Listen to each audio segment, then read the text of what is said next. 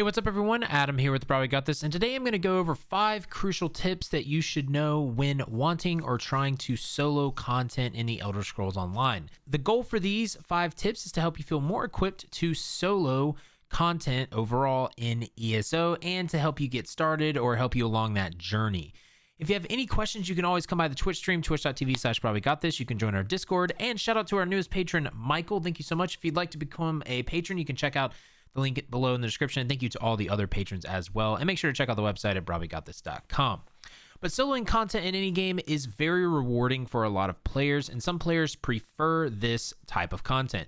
In ESO, this is no different, and we are actually getting another neat addition very soon, and this will augment or push solo content even further, and that is companions.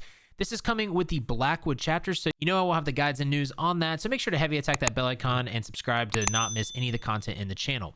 But real quick, players may be wondering, can you solo anything or everything in ESO? And the short answer is no, technically. You can't solo trials, and I believe that there are some dungeons that can't be soloed due to specific mechanics, but most of the dungeons and most content in the game is soloable. So to help you with this, let's jump to number 5. Number 5 is picking the ideal class and race that you can use with high efficiency. Now, when I say this, I want to be careful because, again, picking a class in ESO is such a broad subject. And honestly, you could solo content in this game with any class. But some classes are going to be easier to use for newer players versus veteran players. So you need to keep this in mind when you are picking your class if that's what you want to do. I'm currently making an ultimate class guide for every class in the game. I have the Sorcerer and the Dragonite done, and they are in the description, but I have 4 more to go till Blackwood, and I'm trying to get them out before Blackwood. But these can help you decide which class is best for you for the most part. But if I had to narrow it down to 3 classes that are probably the easiest and most beginner-friendly to solo content with, it would be Templar, Sorcerer, and Warden. Again, you may have a different list than me, but again, this is based off of what I think would be the easiest 3 classes to use for soloing on a very beginner level. But once you figure out if you're a more beginner player or if you're a veteran player, here's what I would suggest when picking the class for solo play. Find a class that you understand the most about when it comes to their skills and how they work together, because if you don't understand that, then you will struggle to grasp the class in general. For example, I typically think the Necromancer class is more of an advanced class. I'm still working on learning how to play Magic and Necromancer. And to play Magic and Necromancer, you need to understand like the corpse system, or you make corpses from skills and all that good stuff, right? And some skills require you to have a corpse on the ground to use them. And there's different timings with those. And that's just something for me that I have had a challenge with when playing the Necromancer class. And so classes like the Warden, for me, hasn't been that complicated. I've played a Stamina Warden, built a Magicka Warden. I have a Tank Warden that I play some. And that class is a little bit more straightforward to me. So if you think there's something in a class that confuses you or something that you think you might not like, you should maybe try something else and just see if that fits better for your playstyle. The next thing to keep in mind when choosing a class is seeing the access they have to self-heals, AoE damage, single target damage, and survivability. And that is why I suggested 3 classes prior, because every class technically has all those things I just mentioned. But some classes do it better, quite frankly, in my opinion. But again, every single class is going to have a single target damage, AoE, and some self-heals. Again, it's just something that I'm trying to give you all 3 typical classes that I think have an overall really good option when it comes to those skills. Now, when it comes to race, something to keep in mind is some races are going to be better suited for solo play. So like Dark Elf is a great jack of all trades race because of its passives. But depending on if you're building for solo stamina build or a solo Magicka build, you can choose some other races that suit this. You have, Breton, you've got High Elf for Magicka, you have Orc for stamina, and I also think Khajiit is also something really solid. I only have 1 Khajiit character, but I do think that would be a great race to try soloing content with. Again, any race can solo content, but some will make it a little easier on you. This leads me to number 4 on the list, and this is making sure you have a balanced skill bar. Now, what I mean by this is if you aren't playing solo, you can afford to have a different setup or skill bar because you have a group making up for skills that you normally wouldn't want to run. So for instance, if you are in a group dungeon, you really don't need to slot a self-heal or maybe some sort of shield because your healer will be able to provide most of the healing, and your tank can probably provide you with some shields and some resistances in some way. So your bar may be much more offensive, but when you are playing solo, your skill bar needs to look a little different and it needs to be balanced. You will want to make sure that you have a single target damaging skill for bosses, as well as AoEs for mob pools. You'll want some sort of heal as well. So this could be a multitude of things. For stamina characters, you could have Resolving Vigor from the PvP line. For Magicka, you have access to class abilities as self-heals a lot of times. Wardens, Nightblades, Necromancers, Dragon Knights, Templars, and Sorcerers, they all have a heal. So you have a little more flexibility there with Magicka-based builds, in my opinion, but you can still use those on stamina characters as well.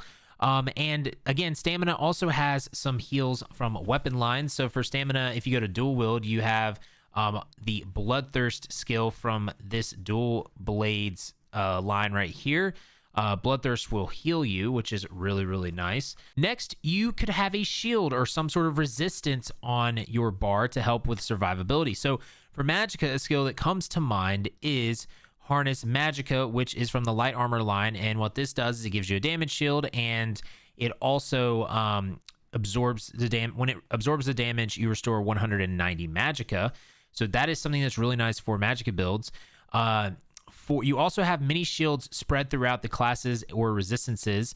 For stamina, you can use shields in the class on. However, you can also use a bone shield, which is from the Undaunted line right here. This costs stamina. It's a great shield, in my opinion. You could also use Circle of Protection from the Fighter's Guild for stamina characters. This is another nice little resistance as well, and it allows you to get stamina recovery. It's a really cool skill. I think you should check it out. Another skill that you may want to have when you're playing solo is an interrupt. And an interrupt allows you to basically interrupt something that the boss is doing that is going to be usually really bad. So an interrupt for Magicka would be the opposite morph of Force Pulse. This is the first one you get in the Magicka Destruction Staff line. It's amazing. You can use this in Maelstrom Arena and all other types of solo content. Yeah, and so for stamina characters, you can also use the last skill here, Poison Arrow from the bow line. This morphs into Venomous Arrow. That is also an interrupt for you as well. It's really, really nice to have these as well in all solo content. Last thing that you can consider having on your bar is some sort of sustain regeneration. So this will differ on each class because each class has different potential in sustaining. Remember when I gave you 3 class suggestions, part of the reason I gave those suggestions are those are typically easier to sustain on. I mean, on that Magicka Warden build that I have, it was so easy to sustain. And then also on Sorcerer, it's very, very easy to sustain, at least for me. And so I suggested those classes. And so the reason I say that is because like on my Mag DK here, right, I can do pretty well with my resources and I can run, I don't run out of sustain too much, but Mag DK definitely does struggle, at least for me, on sustain sometimes when I'm like parsing or something like that. And so that's just something you have to be able to do when you are soloing content, because if you can't sustain, then you're not going to be doing any damage and you will end up, eventually dying. So for some skills there, one of the, most popular skills I believe is Consuming Trap. And this one, this deals damage. And then also it restores Magicka and stamina. This ability will scale off your max health, Magicka and stamina. So you can also use this on your stamina characters as well. And then again, some classes have ways to sustain better than others. But I do just want to do a quick rundown. Again, if you see my character here, I'm just going to kind of go through this real quick. But, we have Unstable Wall of Storms. We've got an AoE right here. We've got a shield that also restores Magicka. We've got something that augments damage by giving Major Prophecy. And then we have this, which gives minor force, the Barb Trap. And then if I switch bars, I've got a damage over time that's a single target that I can just spam if I'd like. I have Mystic Orb as well. I've got this that augments all my flame abilities. So this is like my spammable that hits multiple targets technically. Force pulse, and this can be turned into an interrupt, like I said. But that's just kind of like a little rundown of my skill bar. This leads me to number 3, which will help with sustain some, and this is picking the right armor sets for soloing. Again, some sets in this game are geared towards group play. Some, however, really excel at soloing. Now, I won't be able to cover every item set that is great for solo play, because you can make a lot of sets great for solo play, but I want to talk about a few that really stick out to me, and I will also cover mythic items later in the video, so stay tuned for that. But one of the biggest Magicka sets that excels at solo play, in my opinion, and it's great in group play, is False Gods. This is something that I do run as a variant on this Magicka, and it's something I run a lot on this Magicka because I usually do a lot of, overland content a lot of times. And what the biggest thing this set does is it reduces the cost of your Magicka abilities by 8%. When the enemy you recently damaged dies, you restore 2340 Magicka and gain major expedition for 8 seconds. So it's a solid solo set when you are doing overland or when you're doing dungeons and stuff like that. Another set that is solid for solo play is Briarheart for stamina. I really think this set is something that a lot of people should look into, and you can farm this set in Hrothgar and the Overland, but this is something when you deal critical damage, you increase your weapon damage by 4 or 9 for 10 seconds, and while this effect is active, your critical strikes will heal you for 323 health. It's a great little stamina set. You can also farm False Gods and the Sunspire Trial. Another great solo set that I like using on my Stam Sork is Vicious Ophidian from Sanctum Ophidia Trial. This is basically the mirror copy or mirror image of False Gods for stamina. It's going to reduce your stamina abilities, and it's going to restore stamina when you an enemy that you've recently damaged dies. So it is a great stamina solo set as well. Now, for some like a monster set that you could use is Iceheart. Iceheart would be good because it gives when you deal critical damage, you have 20% chance to gain a damage shield. And while that damage shield holds, you deal frost damage to all enemies within 5 meters every 1 second. So it's nice that it gives you a damage shield. It deals damage to other enemies. It's just a solid monster set. Another monster set that I do really, really like is Celestrix. Celestrix is something that just basically destroys trash mobs because it just stuns them, and it's really nice for trash packs because that way you can kind of just not get damaged in a way, because like it is so nice, and it does a lot of damage to those as well. I also like using Hrothgar. It's a classic set. I love it. It's really cool for my Magicka. That's something you could think of, and also Valken Scoria as well. Now, number 2 is CP setup and stats. For your stats, since update 29 buffed everyone's overall stats, this is a little tricky now. But on my main account, I'm sitting at about 23k health, depending on what gear and stuff I have on. So you'll see here, I'm at like 22.4k right now. And this is something that, again, is going to be buffed if you're in a group and stuff. But if you're not in a group, it's something that you need to take a look at for your overall max stats. Usually for stamina and Magicka DPS builds, I say put 64 points into Magicka and or stamina, right? But with solo play, you definitely can have more flexibility with this. Now, I will say that this is going to be heavily customizable and heavily dependent. I can't give you an exact a way to do this. In my opinion, depending on what you run as your traits, right, or what you run as your enchants on your armor can make up for lost resources. So on your armor, if you wanted to run all infused and all health enchants, then you might not ever need to put any points into health at all for solo play. You might have an insane health pool, right? If you do that for the opposite and do Magicka, or you do divines and max Magicka enchants, you might have a ton of Magicka but not a lot of health. But here's the thing, this again is going to be based off of what kind of class you're playing, the style of solo play that you want to have. The thing I will say is that sitting at 64 points of Magicka right now, I'm at 37.88k max Magicka and 17k max stamina, and like I said, 22.4k max health. Those are all solid pools in my opinion. So you just have to gauge this when you're doing content, and you have to gauge this on the type of build that you want to play. And again, that is going to also be dependent on your traits and your armor enchants, and where you want to slot, or how you want to slot those. But I don't think there's anything wrong with putting points into health in your tribute screen. But again, this character is meant for group play. It's not necessarily meant for solo play. It can solo content, and it does a solid job of that. But you know, there are some points that I probably could put into health here if I want to, but that's just something you should keep in mind. Next, for CP. Now this again is very customizable now to everyone's builds, and so I want to just go over some CP that you can definitely look for when you're soloing content. Okay, so for green, it's pretty self-explanatory. You've got the rationer one that you can use for solo content. You've got the liquid efficiency as well. You've got the Steed's Blessing that you can use as well. You can also put points into Breakfall if you're like me and you die a lot from fall damage. So I like to put points in here.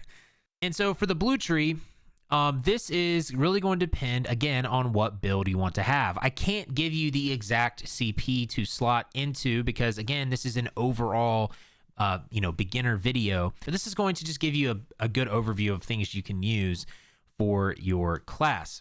So with the amount of CP that you're going to eventually have, you will eventually have all of these passive stars filled in, right? These yellow ones. You're not going to have to worry about slotting these up here. So that's something that's really, really nice.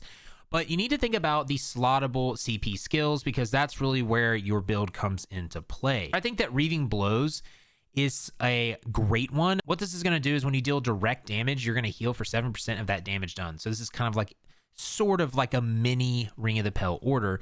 But this is just something that's really nice to have as a solo character. I think that Fighting Finesse is also solid because this is going to increase your critical damage and critical healing because you are going to probably need to heal a little bit as a solo play character. You could also slot points either into Thaumaturge up here and Deadly Aim, or you could also put points into Unassailable and Duelist Rebuff because these are going to be, again, like kind of mitigation and stuff. So you might want to balance that. You might not want all 3 stars over here.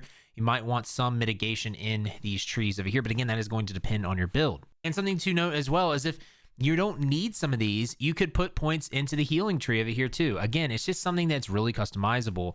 Now for the red tree, I do think that Rejuvenation is great for solo. I do think Ironclad is also great.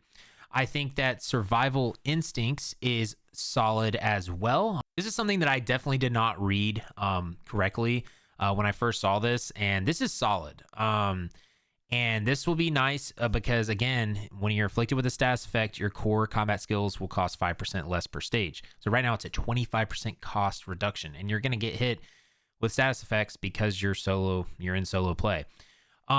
And then the next thing that I really do like is I like Siphoning Spells for Magicka characters, and I like Bloody Renewal for Stamina characters. You could also take a look at Shield Master, reduce the cost of your damage shield abilities if you're going to be using some damage shields. Next, number 1 is, I think everyone kind of guessed it, is the Ring of the Pale Order is OP. This item is just absolutely ridiculous and so good for solo play. I mean, it's just amazing. And this is from the Antiquity system that came with Greymoor. You will need to find the leads for this. If you have an add-on called Display Leads, it will show you how to do everything. So if you go /display leads, it will pop up. You can search for it right here, Ring of the Pale Order, and it'll show you where to get all these, right? Now, if you don't want to do that, I believe Outcast has a guide on his website on where to get every single part of this item. I'll link his website below for you all so you can check that out. But basically, once you get this ring, it's absolutely insane. This is going to heal you for a certain percentage of damage that you deal as health, and it's going to have a maximum of minusing up to 2750 health per attack, and you cannot be healed by anyone but yourself. This is just something that is such a game changer when it comes to solo play. And if you don't have the Greymoor Antiquities or the expansion, you can use the other CP passive that I mentioned before in the blue tree, this one right here, Reaving Blows. This is something that is not, the Ring of the Pale Order, but it's something that you can use instead of that if you don't have that. But this ring can single-handedly just make some content better for you. I mean, it's just ridiculous. But that's going to wrap up the guide, y'all. That is my 5 tips when trying to play as a solo character in ESO. If you'd like to see more tip videos for solo characters or solo play, let me know. I would like to do more solo builds and everything like that, but I hope this helped you out. I hope this helps you get your feet wet a little bit and understand kind of where you can start out and like what to look for when you're trying to build for a solo character. Again, there are so many guides out there for solo builds that you can probably check out for other creators and in general, but I hope this will get your feet wet a little bit. And again, if you like this, make sure to like, subscribe, heavy attack that bell icon to stay up to date on all the content in the channel. And you can always come by my Twitch stream, Discord, and all that as well. But thank you guys and gals again. I hope you guys have a great evening, day, morning, and just remember to have faith to be great, and I'll see you on ESO.